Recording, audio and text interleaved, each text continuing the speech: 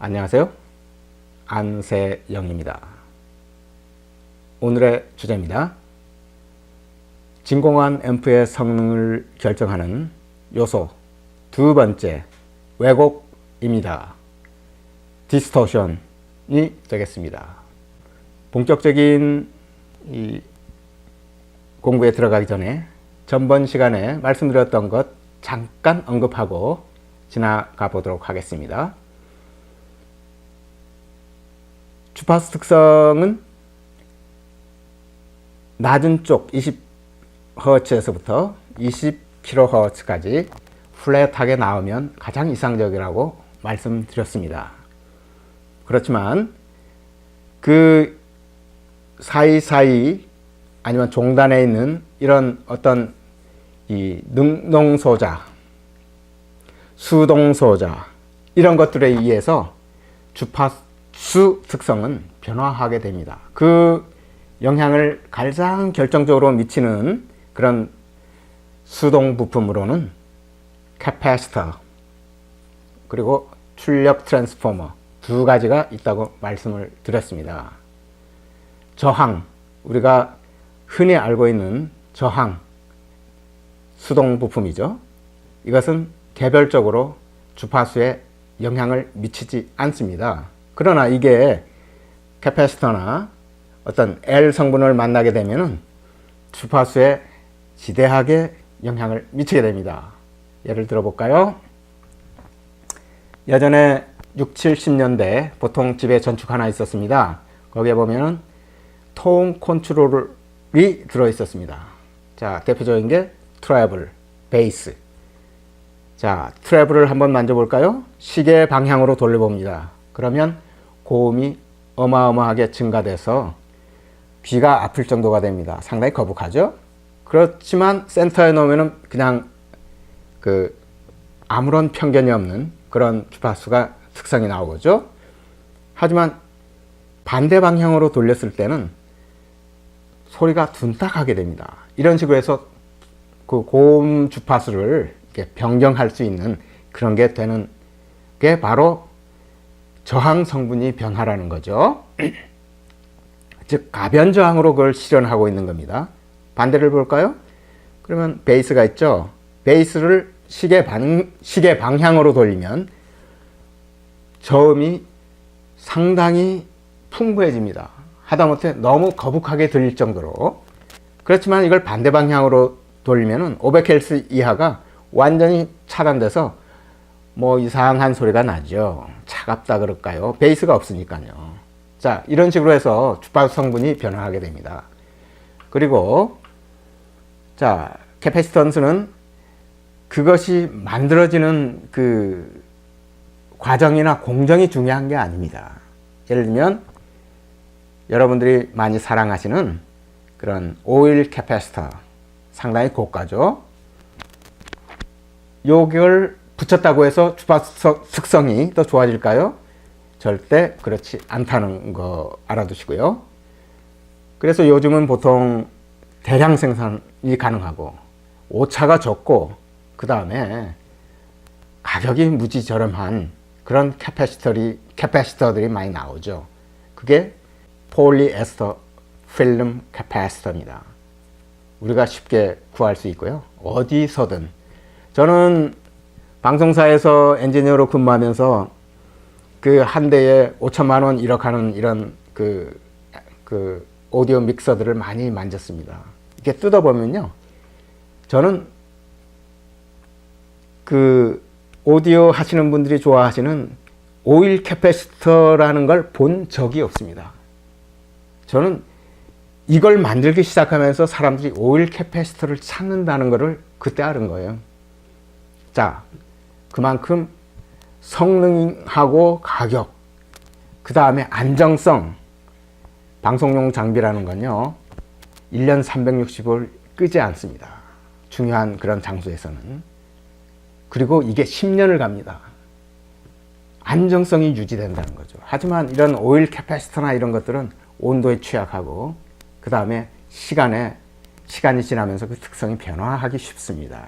그래서 옛날 빈티지 앰프 같은 경우에 보면은 우리가 그걸 그 리킹이 많이 됩니다. 그래서 앰프가 과열되고 결국에는 그것을 발견해서 잘라서 다른 그 카파시터로 이제 교체를 하죠. 이만큼 취약하다는 얘기죠. 그 다음에 트랜스포머, 이거는 값이 고하가 문제가 아니고요. 어느 출력관에 정확히 임피던스 매칭이 된 이 출력 트랜스포머를 구입을 하느냐, 이게 더 큰 그 고려 사항이라는 것이죠. 예를 들면 이런 낮은 RP, 내부 저항을 가진 이런 진공관에 높은 임피던스, 예를 들면 뭐 2A3에 사용하는, 아니면 뭐 KT88에 사용하는 그런 출력 트랜스를 붙였다. 이거는 제가 생각하기로는 일단 주파 특성의 영향이 어마어마하게 큽니다. 고역이 안 나올 가능성이 무척 많습니다. 자, 그 다음에 또 뭐냐면, 그렇게 되면은 출력이 제대로 임피던스 매칭이 맞지 않아서 밖으로 나갈 수가 없습니다. 그러면 그게 어떻게 되겠어요? 이 안에서 열로 어마어마하게 소비가 되죠. 우리가 보통 햄 라디오에서도 그렇게 합니다. 안테나 매칭, 안테나가 그 출력관, 송신 출력관이나 송신 그 이 트랜지스터하고 이 임피던스 매칭이 되지 않으면 이 안에서 열이 어마어마하게 발생합니다. 심지어는 이게 끊어집니다. 과열돼서 이 진공관이나 트랜지스터가 파괴가 되는 그런 정도죠. 그래서 요즘 햄 라디오는 이런 임피던스 매칭이 되지 않으면 자동으로 그걸 차단해 주거나, 아니면 안테나 튜너라는 게 있어서 그 임시 방편으로 그것을 맞춰줍니다.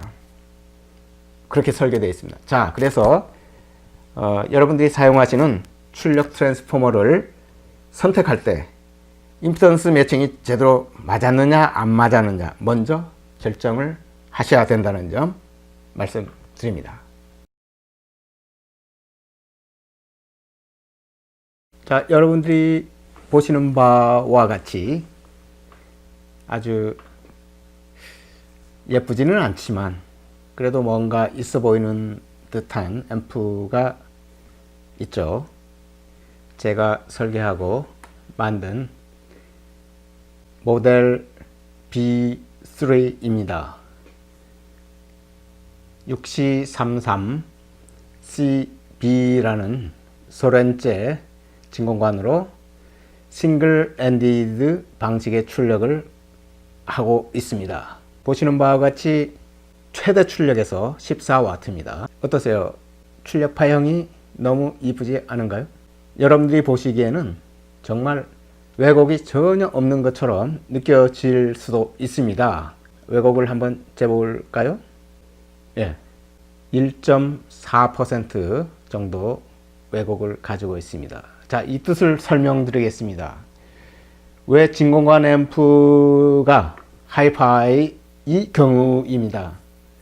이 기타 앰프하고는 출력을 재는 방식이 완전히 다릅니다. 자, 하이파이는 무엇이죠? 말 그대로 하이 피델리티, 높은 품질을 가지는 그런 앰프를 말하는 것이죠. 그래서 출력이 높다고 해도 그 출력에서 왜곡이, 디스토션이 최소한 2%는 넘지 말아야 합니다. 그게 바로 그 자리에서의 출력입니다. 자, 저희 제품은 1.4%죠. 그러나 진공관에 따라서 약간 편차가 있습니다. 그래서 보통 2%로 마진을 봤을 때 저는 이 출력을 14W라고 한 것입니다. 근데 만약에 출력을, 입력을 더 이제 증가시키는 것이죠. 그렇게 되면 출력이 어떻게 되겠습니까? 점점 증가하죠. 증가하면서 수반되는 게 파형의 왜곡이 발생합니다.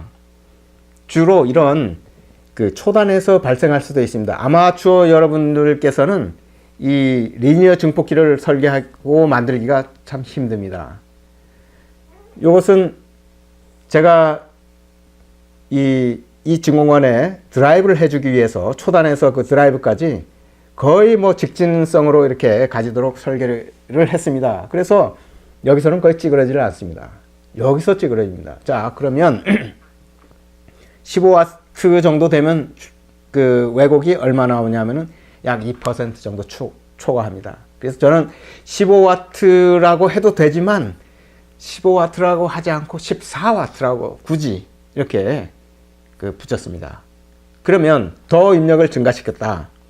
그럼 요거가 16W 됐을 때는 거의 2.5% 3%에 육박하게 되죠. 그러나 우리 귀로는 3%에도 거의 이 차이를 못 느끼게 됩니다. 왜냐? 이 진공관의 특성은 제가 가장 쓰면서 좋다고 느끼는 진공관 중에 하나가 바로 이겁니다. 왜냐하면 3극관인데 3극관들은 효율이 엄청 낮습니다. 그래서 드라이브 전압이 무지막지하게 들어가야 되는 겁니다. 출력은 요만큼밖에 안 나오니까요. 바이어스 높게 걸리기 때문에 그 드라이브 전압은 여러분들 웬만해서는 그렇게까지 할 수가 없을 걸로 제가 판단하고 싶습니다. 자, 16W가 됐을 때 약 3%, 17W가 되면 5%, 18W가 되면 거의 7, 8%, 10% 가까이 되죠.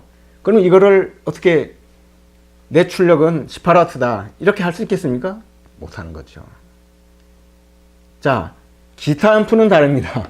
기타 앰프인 경우에는 그게 출력인 겁니다. 그래서 제가 이걸 언젠가는 이제 기타 앰프로도 이제 출시하려고 그러고 있습니다. 왜냐하면 요새 스피커 성능이 좋아지기 때문에 옛날같이 뭐 KT88 두 개 얹어서 뭐 50W, 70W 뭐 이렇게 내는 그런 거는 이제는 필요 없다고 생각합니다. 우리 보통 그냥 웬만한 크기의 뭐 바, 술집이라든지 이런 곳에서는 충분한 크기의 그 음량이 나오거든요.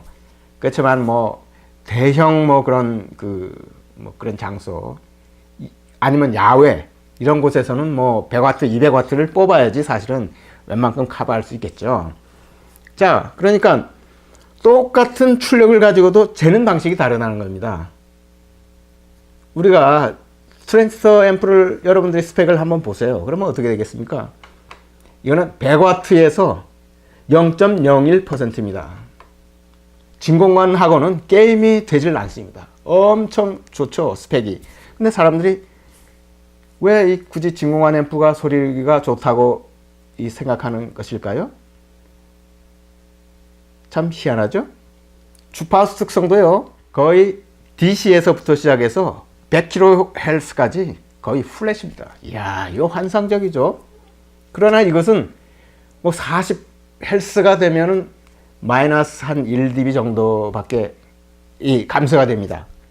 그러나 30Hz 되면은 뭐 마이너스 한 3dB 가까이 되고 20Hz가 된다 그러면은 거의 마이너스 6, 7dB 막 이렇게 떨어지죠. 그렇지만 사실 이 정도까지 재생할 수 있는 악기가 그렇게 많지 않습니다. 자, 그래서 이것은 거의 뭐 50Hz에서 제 생각입니다. 마이너스 1dB, 2dB 정도까지는 웬만큼 똑같은 그 저음의 베이스의 그런 느낌을 가진다고 저는 생각하고 있습니다. 그래서 사실은 40Hz 이하 정도는 별로 신경은 쓰지 않습니다. 거기서 마이너스 2dB 뭐 그 정도면 아주 충분하다고 이렇게 생각됩니다. 특히 싱글 같은 경우는요, 이 트랜스포머에 갭이라는 게 있기 때문에 이 낮은 주파수까지 그렇게 뭐 20Hz에서 마이너스 1dB 이렇게 뽑기 정말 힘듭니다. 그렇지만 푸시풀인 경우에는 너무 쉽게 나옵니다. 자, 주류 앰플리파이어 메이커 중에 하나인 매킨토시나 오디오 리서치 뭐 이런 회사에서 나오는 제품들 여러분 엄청나게 비싸고 그렇죠? 그러나 제가 지금까지 해본 경험으로는 제가 만든 것도 그 성능에 거의 95%까지 육박합니다. 그러나 저희 제품을 알아주진 않죠. 자, 이게 현실이고요. 그래서 하이파이 앰플리파이어인 경우에는 왜곡률이 약 2%일 때의 출력을 통상 그 앰프의 최대 출력이라 본다. 이렇게 생각하시면 되겠습니다. 아마추어 분들은 근데 재고 싶어도 어떻게 잴 방법이 있을까요? 없죠.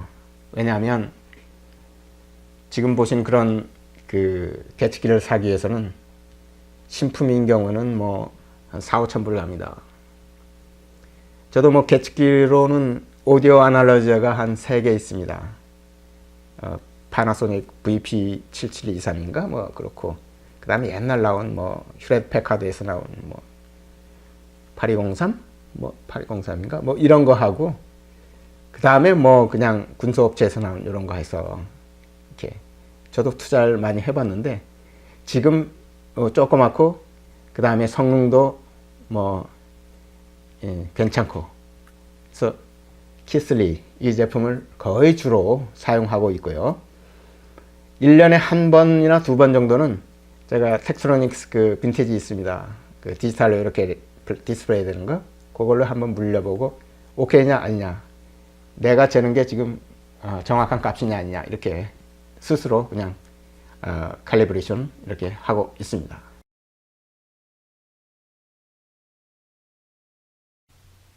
말씀드린 바와 같이 외율이 높으면 높을수록 음향기기에 악영향을 미치게 됩니다. 예를 들어 볼까요? 저희 목소리가 예를 들면 고정되어 있다고 생각합시다. 주파수가. 그러면 제가 500Hz의 주파수를 가진 톤으로 말씀드리고 있다고 이렇게 생각하시면 됩니다. 그러면 이게 어떤 회로망을 통과하면서, 아니면 제가 말씀드리는 것도 이 자연계의 세계에서는 고조파라는 게 나오게 됩니다. 그래서 제2고조파는 뭐가 나오냐면요, 그 배수 1kHz가 나오는 것이고요.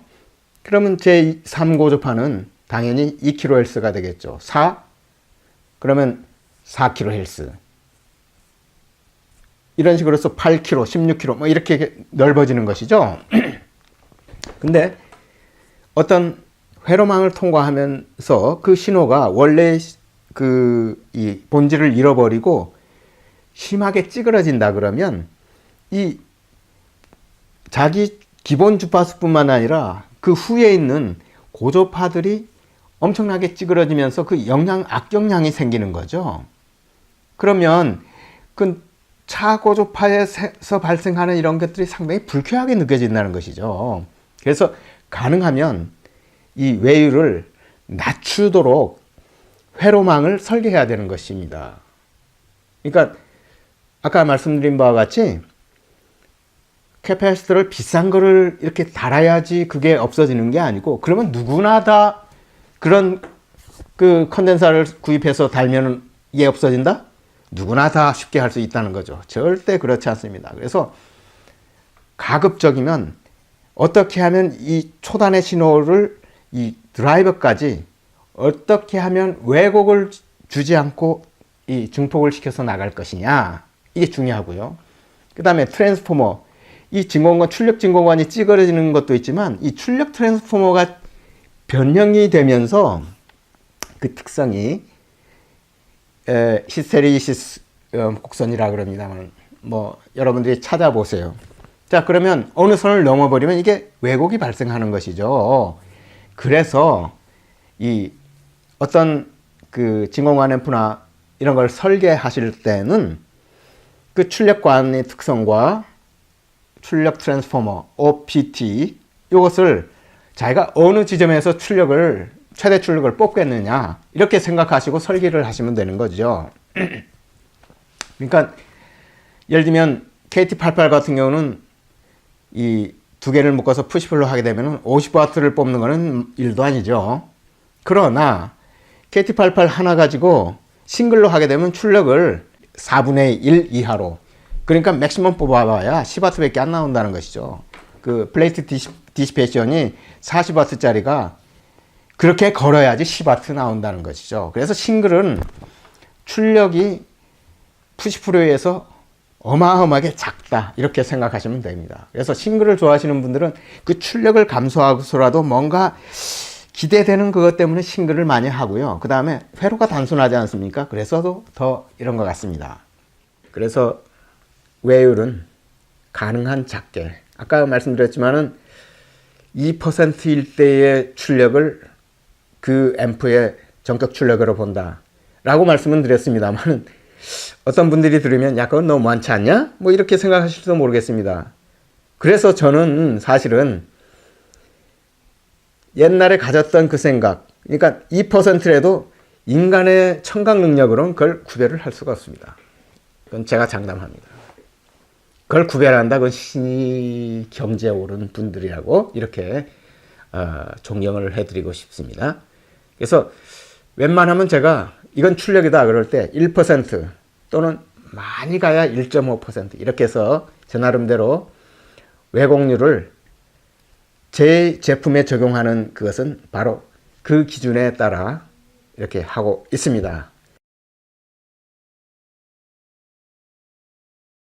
지금까지 왜곡의 악영향만 말씀드렸습니다. 이것은 단순히 하이파이 앰플리파이어의 그 기준에 이렇게 따른 것입니다.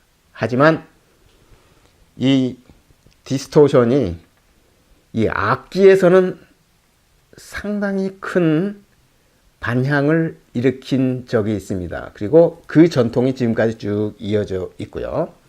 뭐냐? 옛날 전설의 락 기타리스트 지미 핸드릭스가 처음으로 디스토션이라는 이 박스를 달아서 연주를 했습니다. 그 디스토션의 아름다움. 그러니까 일반 기타로 치면은 너무 평범한 소리인데 거기에 하니까 이 미치는 영향이 어마어마하게 큰 거예요. 그래서 너도 나도 기타 앰프에서는 디스토션을 어떻게 하면 아름답게 만들어낼 수 있을까? 이게 기타 앰프의 가장 큰 그 설계 관점이라고 보시면 되겠습니다. 그래서 이 하이파이 앰프에서는 디스토션을 어떻게 하면 줄일까라고 하지만 이 기타 앰플리파이어 이런 쪽에서는 우리 보통 엔지니어들은 그런 얘기 합니다. 그걸 소프트 디스토션이라고 합니다. 그러니까 찌그러져도 아주 부드럽게 이렇게 찌그러지면은 그 찌그러지는 소리가 귀에 그렇게 심각하게 들리질 않습니다. 그래서 그 기타 앰프를 특히 그 하드락 하시는 분들, 이 전기 기타 말씀을 드린 거죠. 그런 분들은 진공관으로 많이 이렇게 연주를 합니다. 왜냐하면 디스토션이 자연스럽게 들리거든요.